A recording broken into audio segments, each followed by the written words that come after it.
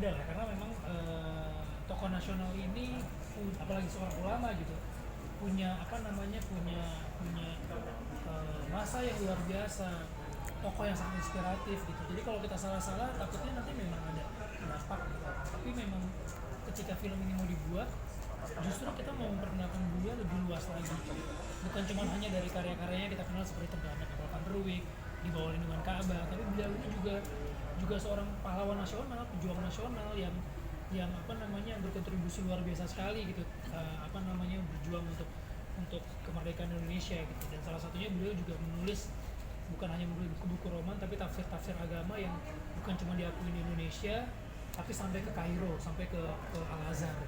Ceritain nggak mungkin proses penggarapan make up itu kayak gimana sih mungkin? Iya. Itu berat banget ya Kalau sih? soal biayanya saya kurang tahu, justru malah saya baru tahu, mahal juga sih. Tapi kalau misalnya pengerjaan itu memang lama sekali sih. Waktu kita tes makeup itu sampai 6 jam, pengerjaan itu 6 jam. Tapi kan itu nggak semua filmnya di makeup seperti itu kan, itu ketika masa udah tua aja. 6 jam, tapi memang lama kelamaan sudah mulai adaptasi berkurang 5 jam, dan rekornya mungkin sampai sekitar 3 atau 4 jam udah jadi.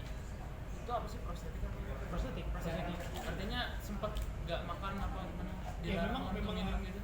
memang ketika pakai itu sulit untuk ngunyah, kalaupun makan terbuka lebar tuh agak susah gitu, karena takutnya retak gitu di bagian mulut. Tapi semuanya udah dicoba gitu, di tes, terus ketika pun nanti ada rusak bisa dibenerin lewat visual effect gitu. Jadi memang udah jago lah Indonesia lah mungkin kayak gitu. Kalau efek sampingnya mungkin dari pakai make up itu bikin kulit jadi lebih langsing mbak, karena susah makan. Efek sampingnya sih nggak ada, kecuali kalau memang udah terlalu lama di muka kan pori-pori ketutup ya, jadinya muka tuh bisa kadang-kadang merah atau jadi timbul jerawat atau itu. Tapi kemarin pakai makeupnya tersebut berapa lama sih perjalanannya? Makeupnya itu totalnya 6 jam, tapi lama-lama karena udah kali-kali dicoba jadi sudah mulai adaptasi jadi 5 jam paling banyak, paling sebentar tuh sekitar 3 atau 4 jam. Lama penggunaannya mungkin berapa sih nanti? Harusnya itu cuma maksimal boleh 8 jam, 6 sampai 8 jam dalam sehari, karena kalau udah lebih dari itu keringat dia nanti lama-lama mulai copot. Tapi kadang-kadang kalau misalnya memang kita waktunya sangat mepet gitu, urgent, kita lebih dari 8 jam tapi harus di tempat yang dingin, jadi mengurangi keringat. Makanya pas bagian syuting film yang banyak prosesiknya itu kebanyakan di daerah yang dingin, di daerah puncak, atau enggak misalnya kayak di Padang tuh di daerah yang tinggi gitu. Kalaupun harus di studio, AC-nya juga harus dingin. Itu jadi tantangan terberat atau ada hal lain nggak sih yang lebih berat dari? Lebih beratnya sih ketika ceramah ya. Agak takut juga sih sebetulnya, karena memang apalagi ceramah itu kan harus benar-benar mewakili sosok seorang Buya Hamka gitu. Nggak bisa improvisasi yang asal-asalan, nggak bisa improvisasi yang nggak sesuai dengan naskah ataupun nggak sesuai dengan apa yang pernah diucapkan Buya Hamka dalam ceramah atau dalam buku-bukunya. Belajar gesturnya sendiri dari mana? Kalau gesturnya sebenarnya nggak ada video yang menggambarkan seorang Buya ketika berinteraksi sih. Saya pelajari dari foto-fotonya, dari buku-bukunya, dari keluarganya. Saya ketemu keluarganya tuh berkali-kali cerita Buya tuh kalau jalan seperti apa, ini seperti apa. Dan paling ada kalau video itu di saat dia ceramah. Tapi kalau ceramah duduk, sama cuma diri gitu. Nah, jadi yang saya tiru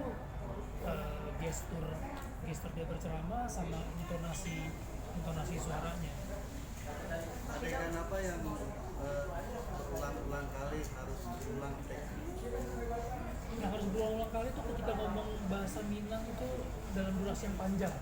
Nah, itu kadang-kadang selewat terus nih, karena bahasa Minang yang dipakai di sini bukan bahasa Minang yang sekarang gitu, tapi bahasa Minang yang tempo dulu gitu. Jadi kalau orang-orang Padang nih yang kayak tadi ada rombongan ibu-ibu dari kumpulan Padang, seperti tadi juga ada teman-teman wartawan yang dari Padang, pasti dia tahu gitu.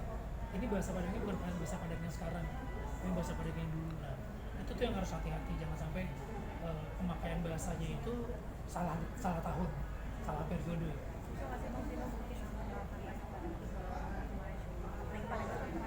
Iya. Maksudnya?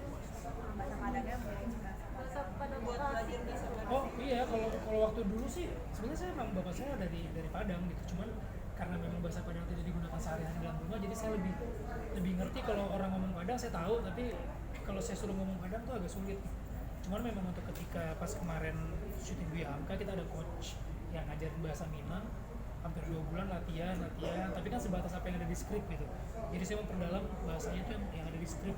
Nah dari situ kita bawa ke lapangan, kebetulan syutingnya banyak di Padang. Kalau ada orang Padang yang tua-tua datang, kalau ada yang salah-salah dibenerin sama mereka gitu. Oh ini harusnya kayak gini, ini harusnya kayak gini. Atau enggak, kata ini dulu belum ada, nggak pernah dipakai nih dalam bahasa Padang lama.